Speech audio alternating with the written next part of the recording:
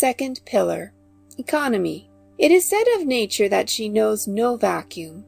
She also knows no waste. In the divine economy of nature, everything is conserved and turned to good account. Even excreta are chemically transmuted and utilized in the building up of new forms. Nature destroys every foulness, not by annihilation, but by transmutation, by sweetening and purifying it and making it serve the ends of things beautiful, useful, and good. That economy which, in nature, is a universal principle, is in man a moral quality, and it is that quality by which he preserves his energies and sustains his place as a working unit in the scheme of things. Financial economy is merely a fragment of this principle, or rather, it is a material symbol of that true economy which is purely mental, and its transmutations spiritual. The financial economist exchanges coppers for silver, silver for gold, gold for notes, and the notes he converts into the figures of a bank account. By these conversions of money into more readily transmissible forms, he is the gainer in the financial management of his affairs. The spiritual economist transmutes passions into intelligence, intelligence into principles, principles into wisdom, and wisdom is manifested in actions, which are few but of powerful effect. By all these transmutations, he is the gainer in character and in the management of his life. True economy is the middle way in all things, whether material or mental, between waste and undue retention.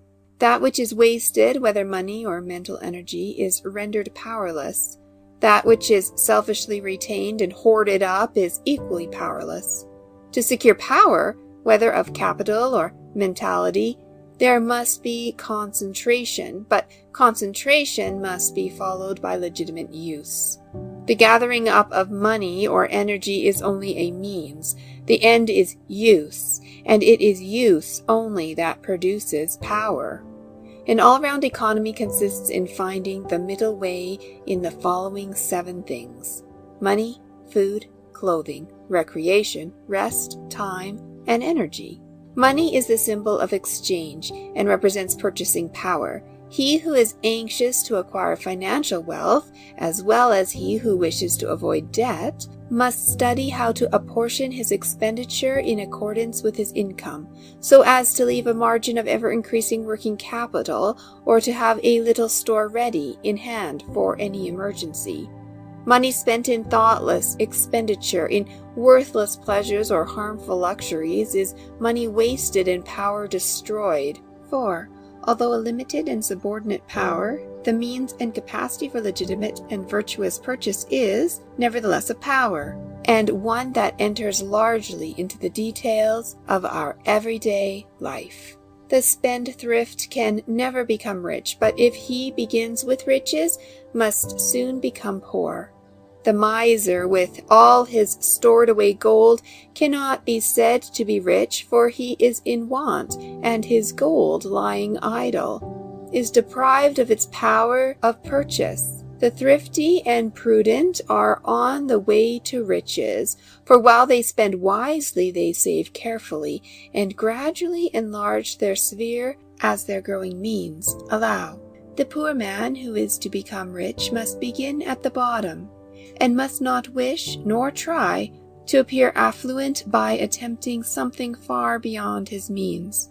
There is always plenty of room and scope at the bottom, and it is a safe place from which to begin, as there is nothing below and everything above. Many a young businessman comes at once to grief by swagger and display, which he foolishly imagines are necessary to succeed, but which, deceiving no one but himself, lead quickly to ruin. A modest and true beginning in any sphere will better ensure success than an exaggerated advertisement of one's standing and importance. The smaller the capital, the smaller should be the sphere of operations. Capital and scope are hand and glove, and they should fit. Concentrate your capital within the circle of its working power, and however circumscribed that circle may be, it will continue to widen and extend as the gathering momentum of power presses for expression. Above all, take care always to avoid the two extremes of parsimony and prodigality. Food represents life, vitality, and both physical and mental strength. There is a middle way in eating and drinking, as in all else. The man who is to achieve prosperity must be well nourished, but not overfed. The man that starves his body, whether through miserliness or asceticism, both forms of false economy, diminishes his mental energy and renders his body too enfeebled to be the instrument for any strong achievement. Such a man courts sickly mindedness, a condition conducive only to failure. The glutton, however, destroys himself by excess. His bestialized body becomes a stored-up reservoir of poisons which attract disease and corruption, while his mind becomes more and more brutalized and confused, and therefore more incapable. Gluttony is one of the lowest and most animal vices, and is obnoxious to all who pursue a moderate course. The best workers and most successful men are they who are most moderate in eating and drinking. By taking enough nourishment, but not too much, they attain the maximum physical and mental fitness. Being thus well equipped by moderation, they are enabled vigorously and joyfully to fight the battle of life. Clothing is covering and protection for the body, though it is frequently wrested from this economic purpose and made a means of vain display. The two extremes to be avoided here are negligence and vanity. Custom cannot and need not be ignored, and cleanliness is all important. The ill-dressed, unkept man or woman invites failure and loneliness. A man's dress should harmonize with his station in life, and it should be of good quality and be well made and appropriate. Clothing should not be cast aside while comparatively new, but should be well worn. If a man be poor, he will not lose in either self-respect or the respect of others by wearing threadbare clothing, if it be clean and his whole body be clean and neat. But vanity leading to excessive luxury in clothing is a vice which should be studiously avoided by virtuous people. I knew a lady who had 40 dresses in her wardrobe, also a man who had 20 walking sticks, about the same number of hats and some dozen mackintoshes, while another had some 20 or 30 pairs of boots. Rich people who thus squander money on piles of superfluous clothing are courting poverty, for it is waste, and waste leads to want. The money so heedlessly spent could be better used, for suffering abounds and charity is noble. An obtrusive display in clothing and jewelry bespeaks a vulgar and empty mind. Modest and cultured people are modest and becoming in their dress, and their spare money is wisely used in further enhancing their culture and virtue. Education and progress are of more importance to them than vain and needless apparel, and literature, art, and science are encouraged thereby. A true refinement is in the mind and behavior, and a mind adorned with virtue and intelligence cannot add to its attractiveness, though it may detract from it by an ostentatious display of the body. Time spent in uselessly adorning the body could be more fruitfully employed. Simplicity in dress, as in other things, is the best. It touches the point of excellence in usefulness, comfort, and bodily grace, and bespeaks true taste and cultivated refinement. Recreation is one of the necessities of life. Every man and woman should have some definite work as the main object of life, and to which a considerable amount of time should be devoted, and he should only turn from it at given and limited periods for recreation and rest. The object of recreation is greater buoyancy of both body and mind, with an increase of power in one's serious work. It is therefore a means, not an end, and this should ever be borne in mind, for to many some forms of recreation, innocent and good in themselves, become so fascinating that they are in danger of making them the end of life, and of thus abandoning duty for pleasure. To make of life a ceaseless round of games and pleasures with no other object in life is to turn living upside down, as it were, and it produces monotony and enervation. People who do it are the most unhappy of mortals, and suffer from languor, ennui, and peevishness. As sauce is an aid to digestion, and can only produce sickness if taken as food, so recreation is a refreshment in the intervals of labor, and can only lead to misery when made the work of life. When a man has done his day's duty, he can turn to his recreation with a freed mind and a light heart, and both his work and his pleasure will be to him a source of happiness. It is a true economy in this particular, neither to devote the whole of one's time to work nor to recreation, but to apportion to each its time and place, and so fill out life with those changes which are necessary to a long life and a fruitful existence. All agreeable change is recreation, and the mental worker will gain both in the quality and quantity of his work by laying it down at the time appointed for restful and refreshing recreation, while the physical worker will improve in every way by turning to some form of study as a hobby or means of education. As we do not spend all our time in eating or sleeping or resting, neither should we spend it in exercise or pleasure, but should give recreation its proper place as a natural tonic in the economic scheme of our life.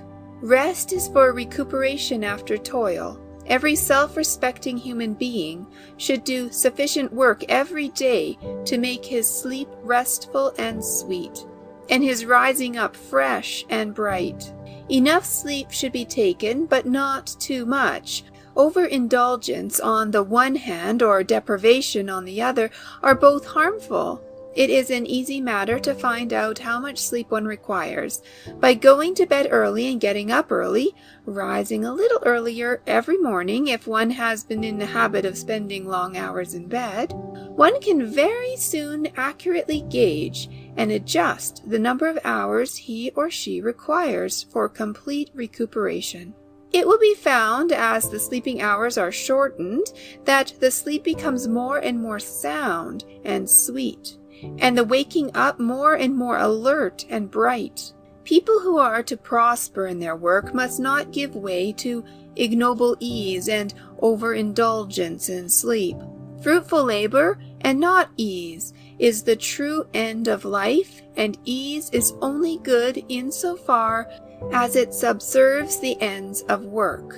Sloth and prosperity can never be companions, can never even approach each other. The sluggard will never overtake success, but failure will speedily catch up with him and leave him defeated. Rest is to fit us for greater labor, and not to pamper us in indolence. When the bodily vigor is restored, the end of rest is accomplished. A perfect balance between labor and rest contributes considerably to health, happiness, and prosperity. Time is that which we all possess in equal measure. The day is not lengthened for any man. We should therefore see to it that we do not squander its precious minutes in unprofitable waste. He who spends his time in self-indulgence and the pursuit of pleasure presently finds himself old, and nothing has been accomplished. He who fills full with useful pursuits the minutes as they come and go, grows old in honor, and wisdom and prosperity abides with him. Money wasted can be restored, health wasted can be restored, but time wasted can never be restored. It is an old saying that time is money. It is in the same way health and strength and talent and genius and wisdom in accordance with the manner in which it is used. And to properly use it, the minutes must be seized upon as they come, for once they are past, they can never be recalled. The day should be divided into portions, and everything, work, leisure, meals, recreation, should be attended to in its proper time, and the time for preparation should not be overlooked or ignored. Whatever a man does, he will do it better and more successfully by utilizing some small portion of the day in preparing his mind for his work. The man who gets up early in order to think and plan, that he may weigh and consider and forecast, will always manifest greater skill and success in his particular pursuit than the man who lies in bed till the last moment and only gets up just in time to begin breakfast. An hour spent in this way before breakfast will prove of the greatest value in making one's efforts fruitful. It is a means of calming and clarifying the mind, and of focusing one's energies so as to render them more powerful and effective. The best and most abiding success is that which is made before 8 o'clock in the morning. He who is at his business at 6 o'clock will always, all other conditions being equal, be a long way ahead of the man who is in bed at 8. The lie-abed heavily handicaps himself in the race of life. He gives his early rising competitor 2 or 3 hours start every day. How can he ever hope to win with such a self-imposed tax upon his time? At the end of a year, that 2 or 3 hours start every day is shown in a success which is the synthesis of accumulated results. What then must be the difference between the efforts of these two men at the end, say, of 20 years? The lie-abed, too, after he gets up, is always in a hurry, trying to regain lost time, which results in more loss of time, for hurry always defeats its own end. The early riser, who thus economizes his time, has no need to hurry, for he is always ahead of the hour, is always well up with his work. He can well afford to be calm and deliberate, and to do carefully and well whatever is in hand, for his good habit shows itself at the end of the day in the form of a happy frame of mind, and in bigger results in the shape of work skillfully and successfully done. In the economizing of time, too, there will be many things which a man will have to eliminate from his life. Some of the things and pursuits which he loves and desires to retain will have to be sacrificed to the main purpose of his life. The studied elimination of non-essentials from one's daily life is a vital factor in all great achievement. All great men are adepts in this branch of economy, and it plays an important part in the making of their greatness. It is a form of economy which also enters into the mind, the actions, and the speech, eliminating from them all that is superfluous, and that impedes and does not subserve the end aimed at. Foolish and unsuccessful people talk carelessly and aimlessly, act carelessly and aimlessly, and allow everything that comes along, good and bad and indifferent, to lodge in their mind. The mind of the true economist is a sieve which lets everything fall through except that which is of use to him in the business of his life. He also employs only necessary words and does only necessary actions, thus vastly minimizing friction and waste of power. To go to bed betime, and to get up betime. To fill every working minute with purposeful thought and effective action, this is the true economy of time. Energy is economized by the formation of good habits. All vices are a reckless expenditure of energy. Sufficient energy is thoughtlessly wasted in bad habits to enable men to accomplish the greatest success if conserved and used in right directions. If economy be practiced in the 6 points already considered, much will be done in the conservation of one's energies. But a man must go still further, and carefully husband his vitality by the avoidance of all forms of vice.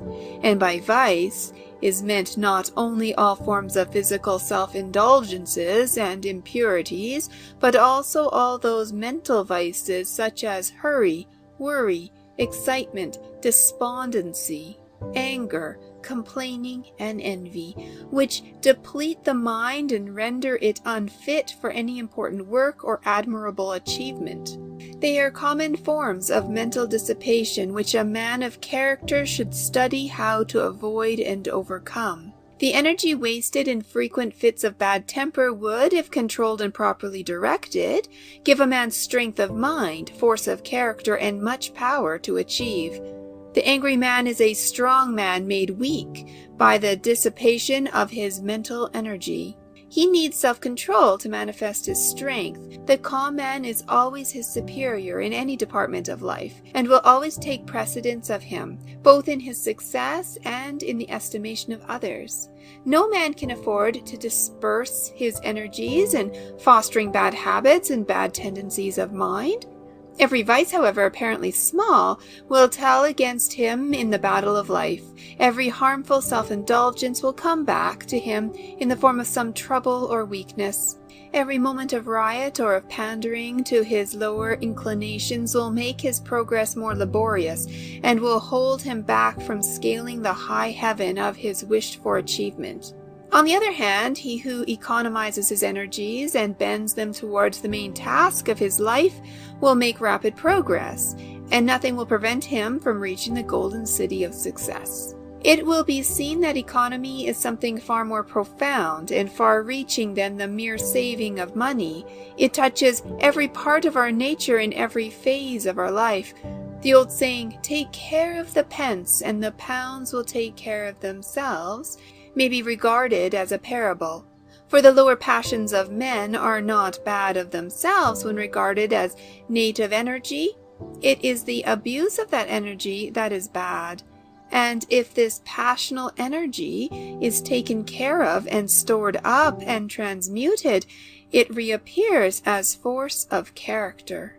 To waste this valuable energy in the pursuit of vice is like wasting the pence, and so losing the pounds. But to take care of it for good uses is to store up the pence of passions, and so gain the golden pounds of good. Take care, therefore, of the lower energies, and the higher achievements will take care of themselves. The pillar of economy, when soundly built, will be found to be composed largely of these four qualities. 1. Moderation. 2. Efficiency. 3. Resourcefulness. 4. Originality. Moderation is the strong core of economy. It avoids extremes, finding the middle way in all things. It also consists in abstaining from the unnecessary and the harmful. There can be no such thing as moderation in that which is evil, for that would be excess. A true moderation abstains from evil. It is not a moderate use of fire to put our hands into it, but to warm them by it at a safe distance. Evil is a fire that will burn a man though he but touch it. A harmful luxury is best left severely alone. Smoking, snuff-taking, alcoholic drinking, gambling, and other such common vices, although they have dragged thousands down to ill health, misery, and failure, have never helped one towards health, happiness, and success. The man who eschews them will always be ahead of the man that pursues them, their talents and opportunities being equal. Healthy, happy, and long-lived people are always moderate and abstemious in their habits. By moderation, the life forces are preserved. By excess, they are destroyed. Men also who carry moderation into their thoughts, allaying their passions and feelings, avoiding all unwholesome extremes and morbid sensations and sentiments, add knowledge and wisdom to happiness and health, and thereby attain to the highest felicity and power. The immoderate destroy themselves by their own folly. They weaken their energies and stultify their capabilities, and instead of achieving an abiding success, reach only at best a fitful and precarious prosperity. Efficiency proceeds from the right conservation of one's forces and powers. All skill is the use of conserved energy. Superior skill, as talent and genius, is a higher degree of concentrated force. Men are always skillful in that which they love, because the mind is almost ceaselessly centered upon it.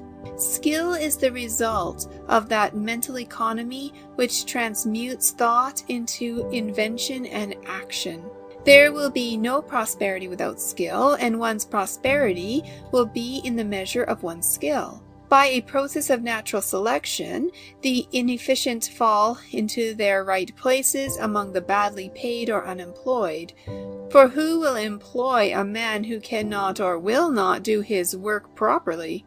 An employer may occasionally keep such a man out of charity, but this will be exceptional, as places of business, offices, households, and all centers of organized activity are not charitable institutions, but industrial bodies which stand or fall by the fitness and efficiency of their individual members. Skill is gained by thoughtfulness and attention. Aimless and inattentive people are usually out of employment, to wit, the lounger at the street corner. They cannot do the simplest thing properly because they will not rouse up the mind to thought and attention. Recently, an acquaintance of mine employed a tramp to clean his windows, but the man had refrained from work and systematic thought for so long that he had become incapable of both and could not even clean a window. Even when shown how to do it, he could not follow the simple instructions given. This is an instance, too, of the fact that the simplest thing requires a measure of skill in doing. Efficiency largely determines a man's place among his fellows, and leads one on by steps to higher and higher positions as greater powers are developed. The good workman is skillful with his tools, while the good man is skillful with his thoughts. Wisdom is the highest form of skill. Aptitude is incipient wisdom. There is one right way of doing everything, even the smallest, and 1,000 wrong ways. Skill consists in finding the one right way and adhering to it. The inefficient bungle confusedly about among the 1,000 wrong ways, and do not adopt the right even when it is pointed out to them. They do this in some cases because they think, in their ignorance, that they know best, thereby placing themselves in a position where it becomes impossible to learn, even though it be only to learn how to clean a window or sweep a floor. Thoughtlessness and inefficiency are all too common. There is plenty of room in the world for thoughtful and efficient people. Employers of labor know how difficult it is to get the best workmanship. The good workman, whether with tools or brain, whether with speech or thought, will always find a place for the exercise of his skill. Resourcefulness is the outcome of efficiency. It is an important element in prosperity, for the resourceful man is never confounded. He may have many falls, but he will always be equal to the occasion and will be on his feet again immediately. Resourcefulness has its fundamental cause in the conservation of energy. It is energy transmuted. When a man cuts off certain mental or bodily vices which have been depleting him of his energy, what becomes of the energy so conserved?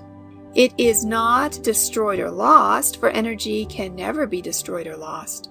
It becomes productive energy. It reappears in the form of fruitful thought. The virtuous man is always more successful than the vicious man because he is teeming with resources. His entire mentality is alive and vigorous, abounding with stored up energy. What the vicious man wastes in vicious indulgence, the virtuous man uses in fruitful industry. A new life and a new world abounding with all fascinating pursuits and pure delights open up to the man who shuts himself off from the old world of animal vice, and his place will be assured by the resources which will well up within him. Barren seed perishes in the earth. There is no place for it in the fruitful economy of nature. Barren minds sink in the struggle of life. Human society makes for good, and there is no room in it for the emptiness endured by vice. But the barren mind will not sink forever. When it wills, it can become fruitful and regain itself. By the very nature of existence, by the eternal law of progress, the vicious man must fall, but having fallen, he can rise again. He can turn from vice to virtue and stand self-respecting and secure upon his own resources. The resourceful men invest, discover, initiate. They cannot fail, for they are in the stream of progress. They are full of new schemes, new methods, new hopes, and their life is so much fuller and richer thereby. They are men of supple minds. When a man fails to improve his business, his work, his methods, he falls out of the line of progress and has begun to fail. His mind has become stiff and inert like the body of an aged man, and so fails to keep pace with the rapidly moving ideas and plans of resourceful minds. A resourceful mind is like a river which never runs dry, and which affords refreshment and supplies new vigor in times of drought. Men of resources are men of new ideas, and men of new ideas flourish where others fade and decay. Originality is resourcefulness ripened and perfected. Where there is originality, there is genius, and men of genius are the lights of the world. Whatever work a man does, he should fall back upon his own resources in doing it. While learning from others, he should not slavishly imitate them, but should put himself into his work, and so make it new and original. Original men get the ear of the world. They may be neglected at first, but they are always ultimately accepted and become patterns for mankind. Once a man has acquired the knack of originality, he takes his place as a leader among men in his particular department of knowledge and skill. But originality cannot be forced, it can only be developed. And it is developed by proceeding from excellence to excellence, from ascending in the scale of skill by the full and right use of one's mental powers. Let a man consecrate himself to his work. Let him, so consecrated, concentrate all his energies upon it. And the day will come when the world will hail him as one of its strong sons, and he too, like Balzac, who after many years of strenuous toil, one day exclaimed, "I am about to become a genius," will at last discover to his joy that he has joined the company of original minds, the gods who lead mankind into newer, higher, and more beneficial ways. The composition of the second pillar is thus revealed. Its building awaits the ready workman who will skillfully apply his mental energies. End of chapter 3.